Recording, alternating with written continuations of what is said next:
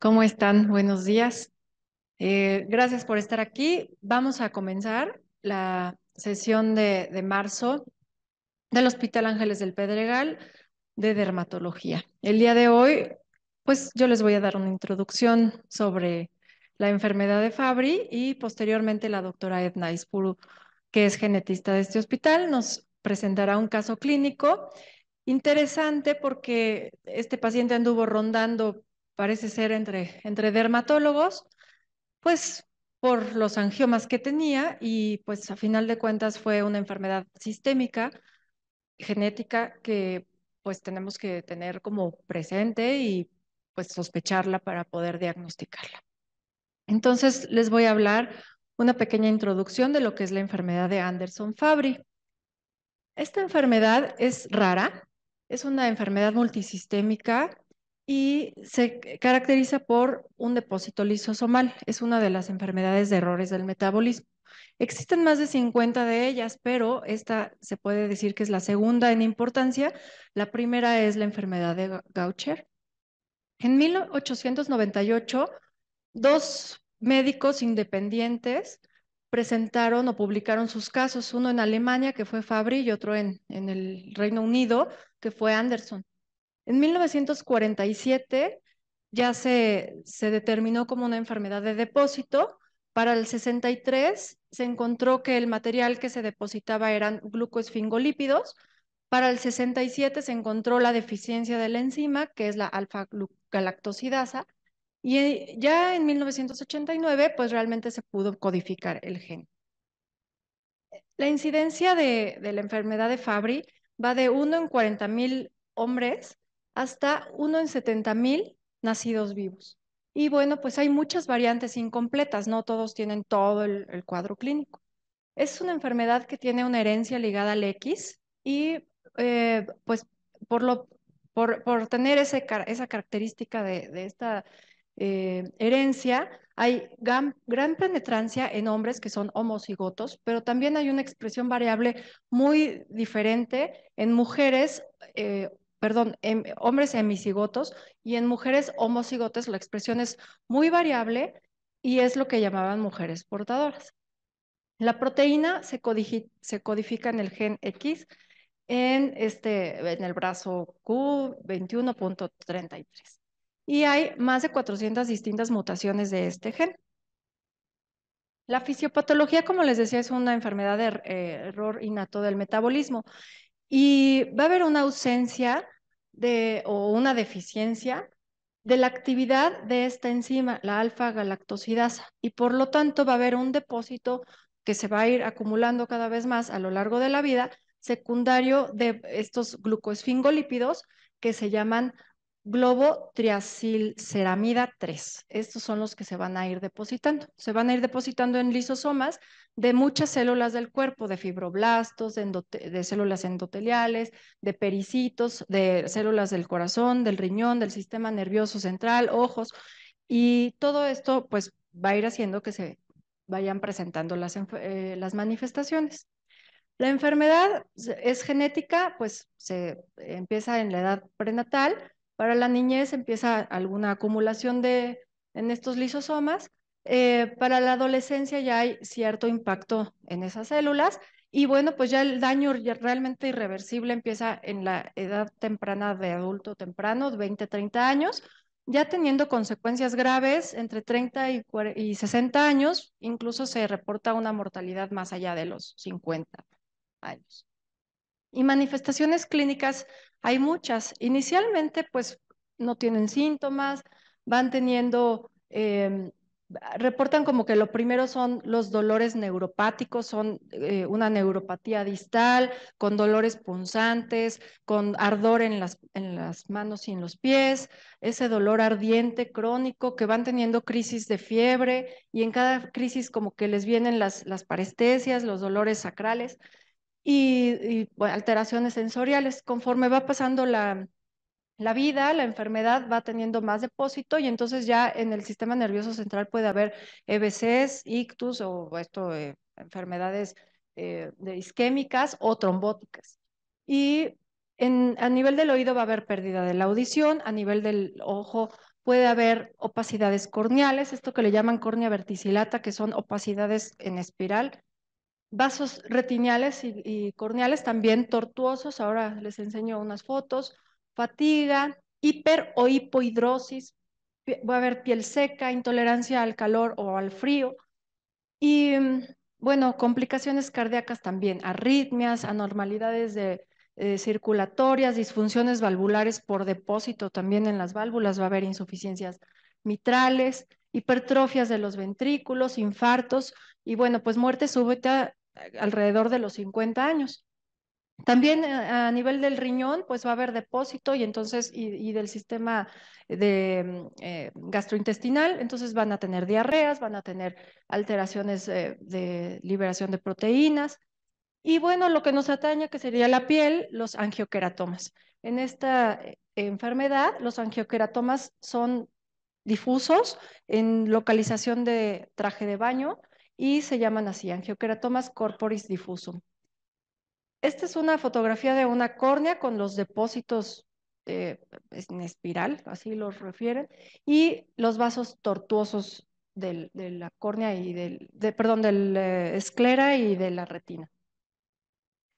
Y bueno, los angioqueratomas son estas neoformaciones que van a ser difusas en topografía, como les decía, de traje de baño, de bañador, se van a presentar, pues, yo creo que la mayoría de los pacientes, homocigotos hasta el 90%, hemicigotos hasta el 90%, homocigotas en 80%, y en la mitad inferior del tronco, en el cuerpo, abdomen, genitales, es como una topografía importante, glúteos, muslos, y las neoformaciones son así, puntiformes, pequeñas, eritematosas, rojas, pueden ir desde tonos violáceos hasta más oscuros, negros, que pueden estar agrupados en racimos o difusos, que no blanquean a la presión y que pueden tener en la superficie cierta textura áspera, verrugosa o hiperqueratósica. Y esto es como se ve. Son muchos el angioqueratoma corporis difuso. Y pues en los brazos, en el abdomen, en la pelvis o en el abdomen bajo. Pueden estar alrededor del ombligo, en el pecho. En los genitales es como muy frecuente que existan estos angioqueratomas. Son como angiomas, pero en lugar de verse muy lícitos, tienen como esa escama en la superficie. Y en las mucosas vamos a encontrar hipohidrosis, hiperhidrosis, telangiectasias en la mucosa oral podemos encontrar, linfedema, ciertas facies toscas, cejas frondosas, ala nasal ancha y labios gruesos. Y bueno, pues diagnóstico, bueno, a nosotros nos tocará encontrar esa cantidad de angioqueratomas. Em, si hay alteraciones del ritmo, pues un electrocardiograma, ya cada especialidad irá haciendo lo que le toque, las lámparas de hendidura para encontrar las opacidades corneales, la microscopía polarizada en la orina para ver las proteínas, la biopsia de piel, la biopsia de médula ósea, el ensayo enzimático para ver qué tanto funciona o no funciona la enzima alfa-galactosidasa A y el análisis de DNA. La histopatología va a mostrar los vasos dilatados a nivel superficial, en dermis superficial, y en la dermatoscopía es algo que también nos puede ayudar. Vamos a ver lagunas oscuras, más frecuentemente que están en forma redonda, están delimitadas por cierta fibrosis, y estos vasos o lagunas pueden ser desde muy negras, violáceas, marrones o muy rojas. Se va a ver el velo blanquecino, que es la fibrosis encima, el eritema y ciertas costras hemorrágicas. Y bueno, pues tratamiento también va a ser muy enfocado a cada órgano afectado. Em, la terapia enzimática, que ya hablará la doctora más a detalle, con el reemplazo enzimático para casos de dolor, difenilidantoína, carbamazepina, pregabalina, hemodiálisis o trasplante renal, eh, pues tratamientos sintomáticos para cuando hay arritmias, para cuando hay problemas del sistema nervioso central, y el pronóstico, como les decía, pues es una vida con una expectativa corta, 30 años en hombres, 20 años en mujeres, prácticamente 50 años ya la muerte prematura por eventos vasculares cardíacos, del sistema nervioso central y de insuficiencia renal crónica. Y bueno, esto es como una pequeña introducción y ahora sí viene lo mero bueno. Bueno, esto es nada más así un cachito de la historia que me encantó. ¿Saben por qué? Por este señor. Fabry fue un médico alemán. No les voy a echar mucho rollo, ¿eh? No, no crean que voy a leer todo eso. Fabry fue un médico alemán que, bueno, si algo me sorprendió es, fíjense, ay, perdón, a los 24 años y nació en 1860, en el 84 tenía 24 años y ya era médico cirujano. De inicio él no fue dermatólogo. Y entonces tuvo un accidente, perdió una pierna y ya no podía operar, porque operar horas y horas en una pierna me imagino que debe ser muy complicado.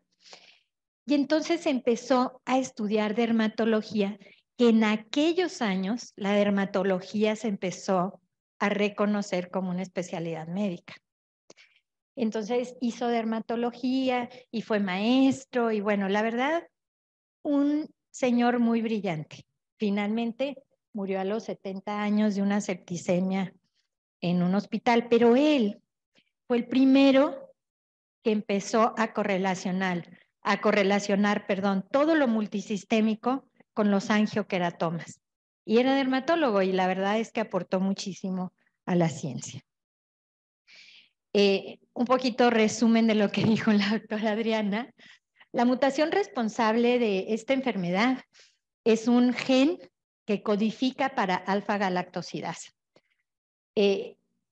La alfa-galactosidasa es una enzima que si está mal, como aquí, si está mutada, pues no va a degradar la globotriaosilceramida y como no la degrada, se acumula. Es un esfingolípido y que se va a acumular en los lisosomas. Déjenme decirles que las enfermedades lisosomales son verdaderamente interesantes. Casi no hay células que no tengan lisosomas. Entonces es por eso que todo lo que nos dijo Adriana es real. Es una enfermedad multisistémica, indudablemente. Era para que vean que también hay quien genéticamente está un poquito mejor. Dicen que perfectos, pero déjenme les digo, en genética no hay perfectos. Nada de que tu bebé viene perfecto. No, normal. Perfectos no. Todos tenemos mutaciones para algo. Lo triste es que tengas una mutación que codifique para algo tan importante. Esto es así un poquito nada más para decirles que muchas veces nos piden cariotipo para enfermedades de este tipo. No, no voy a ver nada. No vamos a ver nada porque en el cariotipo, como ustedes saben, vamos siempre a ver normalmente dos cromosomas. Uno de mamá, uno de papá, dos de mamá, dos de papá y así. El Y, que en este caso va a ser muy importante, es el que determina el sexo porque están todos los genes para desarrollo sexual masculino, el gen testículo determinante, ZRY, etc. Y el X, pues los varones tienen uno, por ahí señalamos dónde está la mutación, y las mujeres tenemos dos X. De tal suerte que las enfermedades ligadas al X, que no son ligadas al sexo, son ligadas al X. ¿Y saben por qué? Porque casi no hay enfermedades ligadas al Y. Y habrá que sí las hay. Entonces tienes que decir ligada al X o ligada al Y, pero no ligada al sexo. Como ellos no tienen la contraparte, digamos, el otro cromosoma X, no inactivan nada, no tienen corpúsculo de Barr. El X que está se va a manifestar al 100%, todos los genes que estén ahí. Las mujeres tenemos una gran ventaja. Bueno, muchas, pero pero esta es una gran ventaja porque ustedes saben que inactivamos parcialmente un X. Toño, ya no sé qué dice.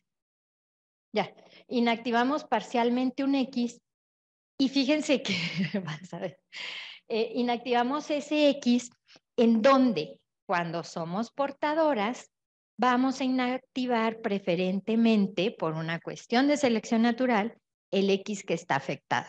Entonces, el cuadro clínico en las mujeres es mucho más leve que en los varones.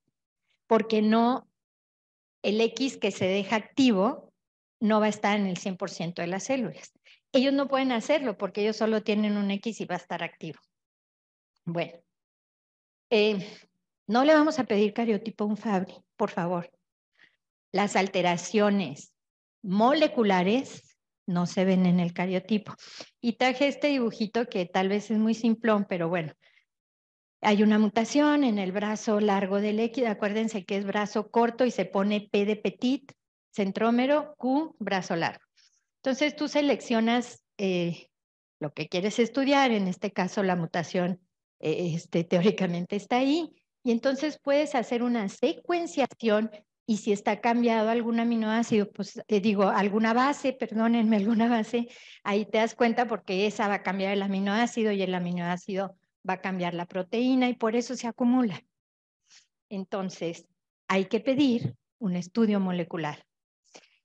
Esta, de verdad me la voy a brincar, nada más es para ubicarnos. En genética vemos entonces alteraciones cromosómicas, que pueden ser numéricas o estructurales, y en esto, fíjense, todo el mundo pide mucho cariotipo, pero les voy a decir, ahí vemos un Down, una trisomía 18, 13, un Turner, vemos un CRIDUCH, un 5P menos, un 4P menos, estructurales. En la herencia génico-mendeliana es donde está Fabry.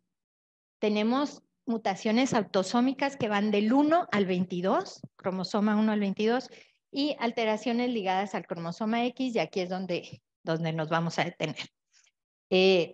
Después vemos herencia multifactorial y otras formas de herencia, que si algún día hay tiempo les platicaré, porque hoy en día la herencia en las mutaciones en el DNA, pero no nuclear, de la mitocondria, son muy interesantes.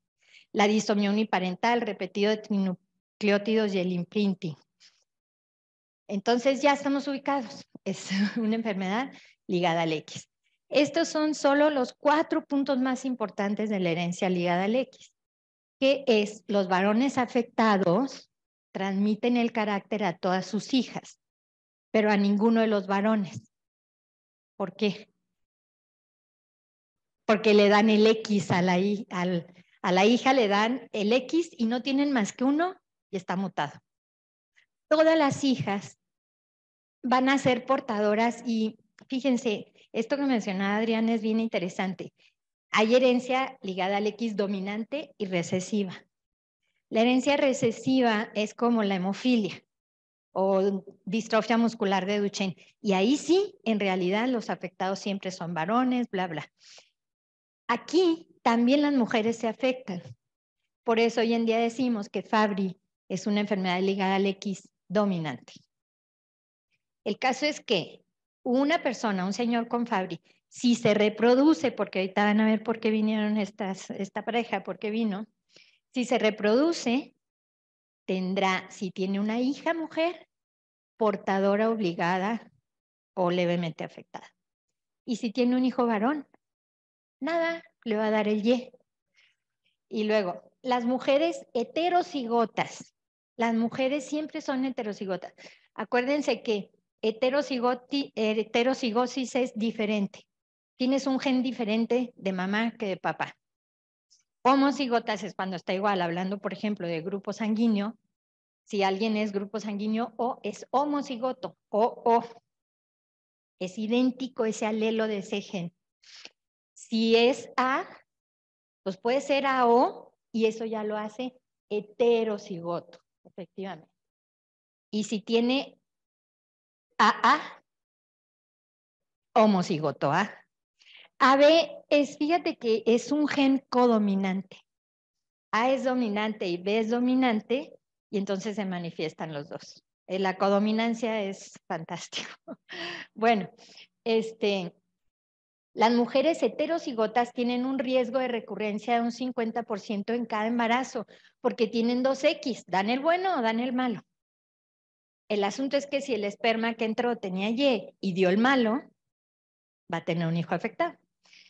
En cada embarazo independiente del sexo, porque siempre tiene un 50% de probabilidad de dar uno y otro.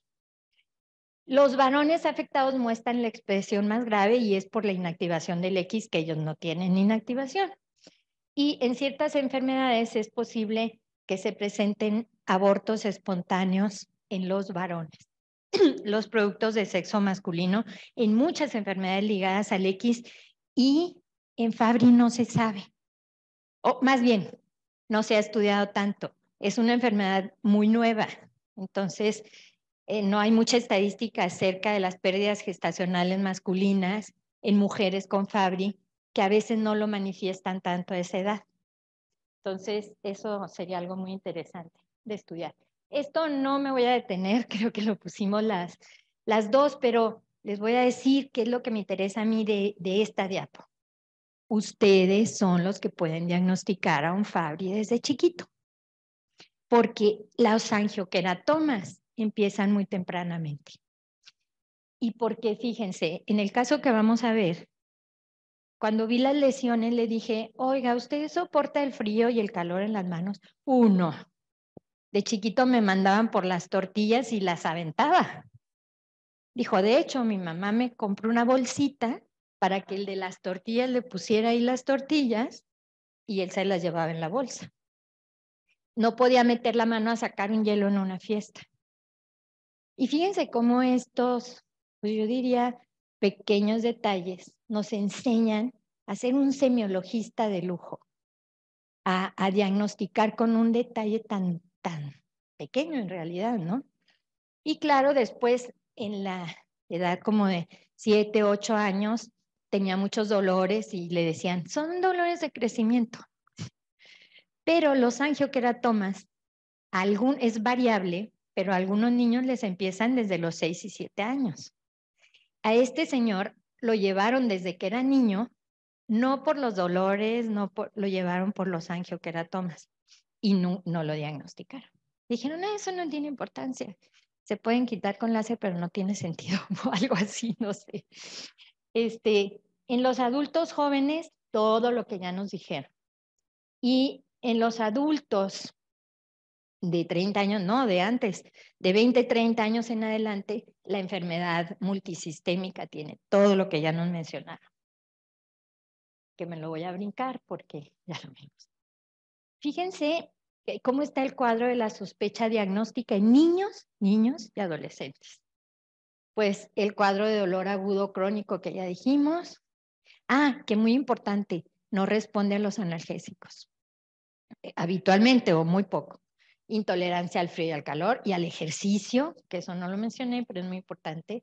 Trastornos gastrointestinales, por supuesto.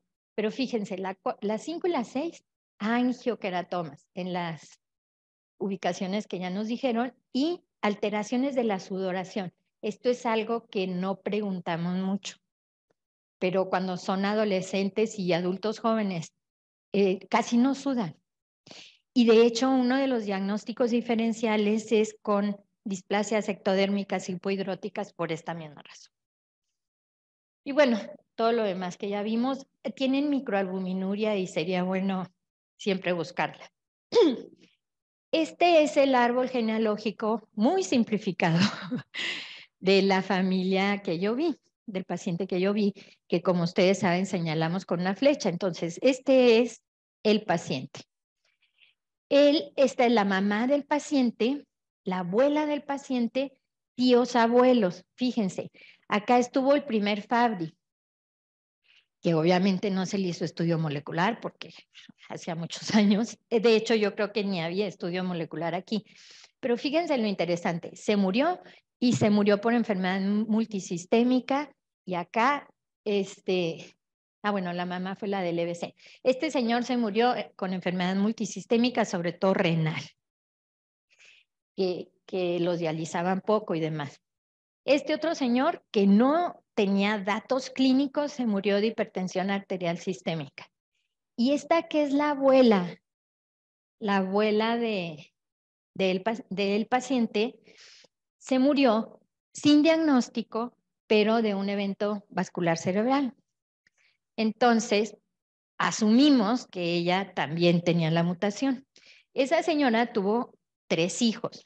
Recuerden que esta rayita para abajo son hijos. Ella, por ejemplo, no es hija de ella, no está la raya, pero es esposa de este señor. Entonces, tiene un hermano de 42 años que no tiene hijos. Después está él de 39 años con su esposa de 34 que vinieron por infertilidad. Y tiene una hermana que hasta ahorita aparentemente parece que no es portadora de la mutación, no se ha querido hacer la prueba. La que sí. Ay, perdón. Y este es el paciente. No están tan lindas las fotos porque, pero creo que son muy características. Fíjense que cuando los genetistas revisamos mucho a la pareja. De hecho, obviamente la que saca la cita es ella por infertilidad.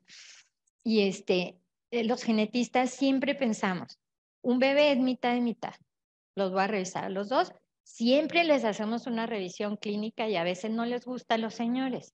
Pero en cuanto se quitó la camiseta, yo dije, ¿qué está pasando?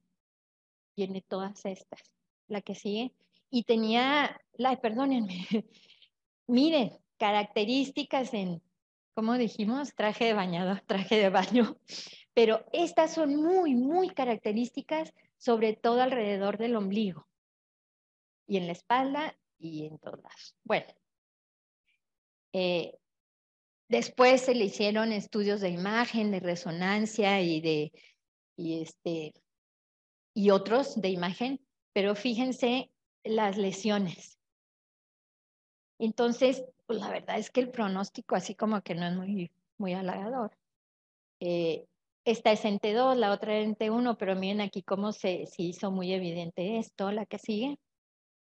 Ay, de veras que soy antigua. Aquí está señalado con las flechitas en azul porque esta es una T1, T2 con susceptibilidad magnética y miren cómo están ahí las lesiones y también en el tálamo y bueno, entonces, pues muy afectado. El riñón, ¿qué pasa con el riñón? Tiene un tipo de daño muy característico de Fabry que es este adelgazamiento de la corteza con este tipo de, vamos a decir, los describen como quistes, pero que es muy diferente a la enfermedad poliquística renal. Imagenológicamente es muy diferente. Entonces, porque la otra, perdón, están todos los quistes así, dice, mira, aquí siempre se van hacia la corteza y la corteza está verdaderamente adelgazada, cosa que no pasa en la enfermedad poliquística. Y es una resonancia magnética de corazón, fíjense, el 2010, 12 y 14. Porque lo que él sí sabía era que estaba mal del corazón. Dijo, no, yo nada más el corazón. Bueno, y las manchas, y luego me platicó la historia de que no podía soportar el frío ni el calor, y el diagnóstico estaba dado. Entonces, muy progresivo el daño, aquí ya tiene mucho daño, que de hecho ya está propuesto para trasplante cardíaco, para trasplante cardíaco.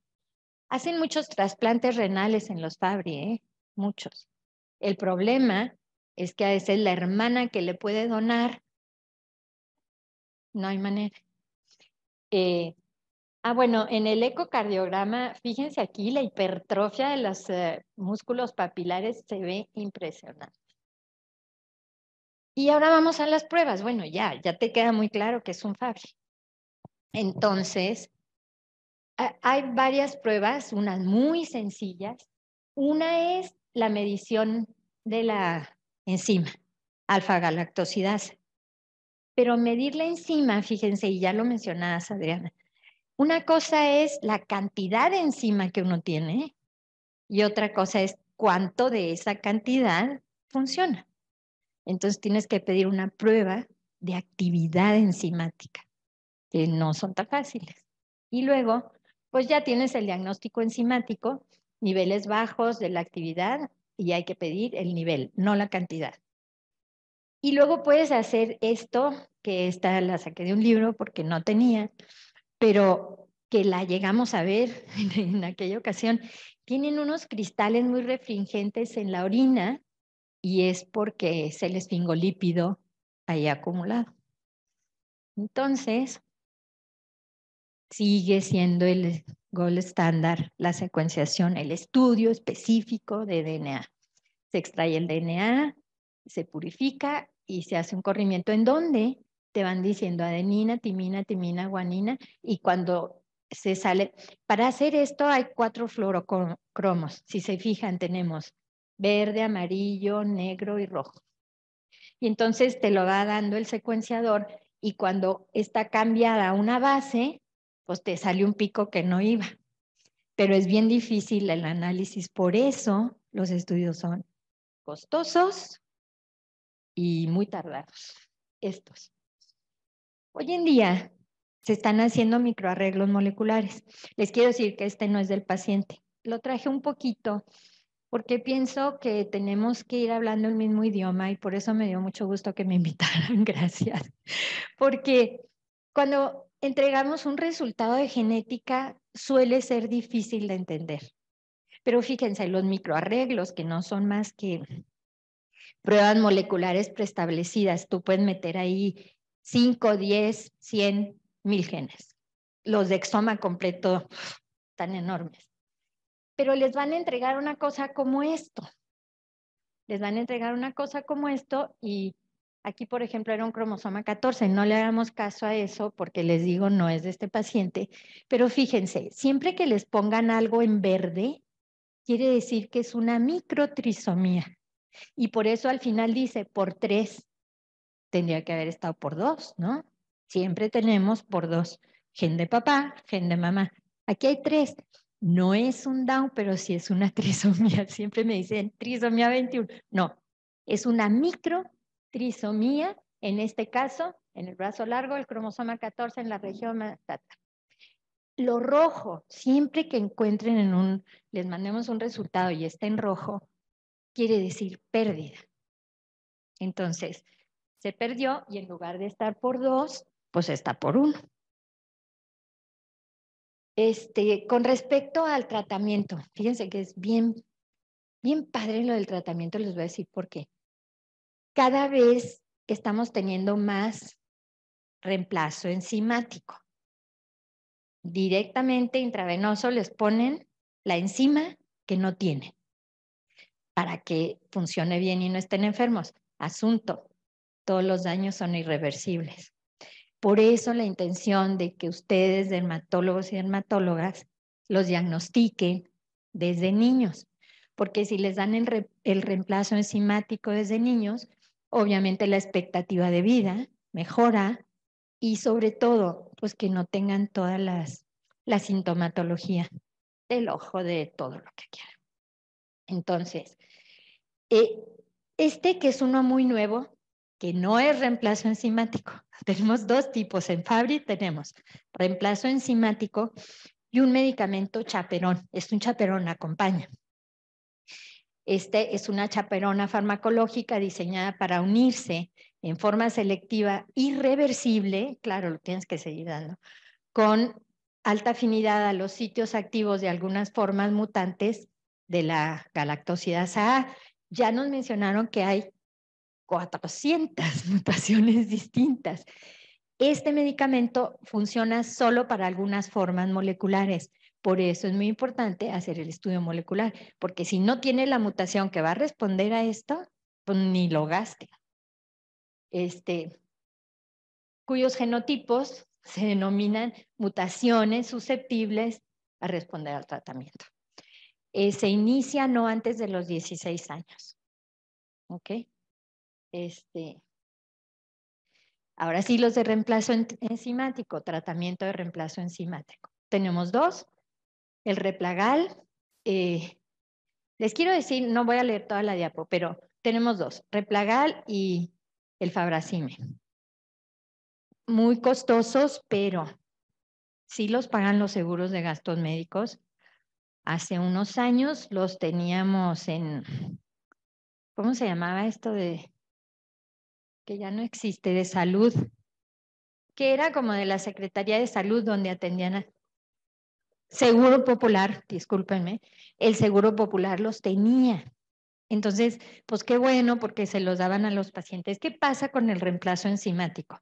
Es muy costoso y hay reemplazos enzimáticos que se ponen cada 4 semanas, ¿hasta cuándo? Hasta siempre. Entonces, pues es costoso a nivel molecular y farmacológico, es una gozada esto porque está sustituyendo la enzima que no tiene para que no acumule el esfingolípido, y eso, pues la verdad es que es jugar con el genoma y a mí me parece fascinante. Los inconvenientes es el costo y que tienen que estar yendo cada semana o tienen diferente tiempo de actividad. Entonces, pues creo que, estos artículos, hay unos muy buenos, ojalá los puedan leer, ahí se van a quedar de cualquier manera. Este de el Consejo del Grupo Centroamericano y del Caribe para el estudio y tratamiento de la enfermedad de Fabry, que no es muy nuevo, es del 2017, acá hay uno más nuevo, pero está muy, muy interesante. Creo que es todo lo que yo vine a exponer. Me gustaría mucho si tienen alguna pregunta. Y les quiero decir antes de terminar una frase que a mí me encanta y que es de otro de mis ídolos, que fue Gregorio Marañón, un patólogo, nada que ver con esto, pero Gregorio Marañón dijo que vivir no es solo existir, sino existir y crear. Por eso estas cosas son fascinantes. Saber gozar y sufrir, pues claro que tenemos que aprender a sufrir. Y quizá algo de lo más importante dice, y no dormir sin soñar. Hay que tener un sueño, alcanzarlo, inventarte otro y alcanzarlo. Yo me imagino a Fabry, por ejemplo, pensando, bueno, ¿por qué estas lesiones? E irse a buscar más allá. Y Gregorio Marañón dice que descansar es empezar a morir. Entonces, no vamos a descansar.